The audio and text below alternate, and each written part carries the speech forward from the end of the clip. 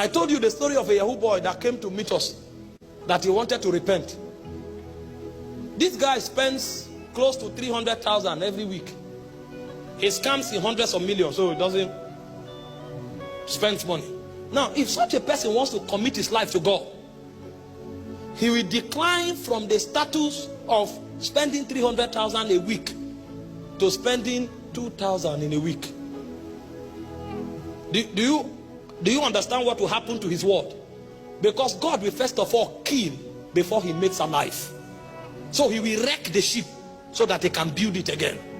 And so the kind of sacrifice Samuel is talking about is the type that Paul mentioned in Romans 12. You present your body as a living sacrifice. Because you were stealing before, you were changing people before, and the money was coming like a tap. So you have a new set of appetite. You love to stand only on hotels that are more than 10 stories, so that in the evening you will take tea by the balcony and you are appreciating the city. Now you may not even be able to afford the house rent of where you are living by stealing money. And so some people may need to relocate to the village for 2 years. By the time you go to the village, people will look at you and say, were you not the one who drove the car and poured mud on us the other day? You will say, I'm sorry. You will die. That's the sacrifice. You know, 1 Peter chapter 4 verse 1, he said, him that have suffered in the flesh have ceased from sinning.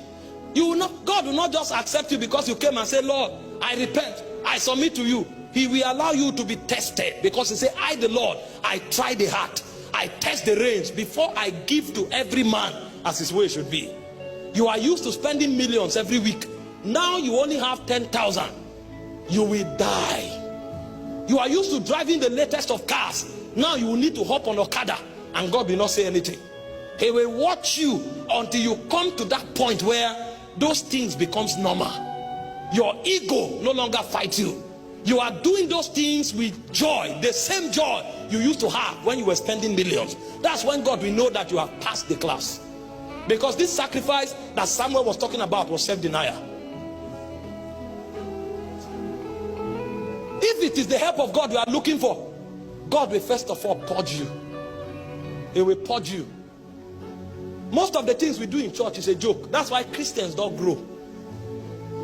A thief comes and says, hey, I lost my job. And then they start prophesying. Somebody God cannot trust. You think God will help you. You can have intervention from time to time. But if it is the full weight of the help of God, where God does not only intervene, restore, but also preserve, you must be purged.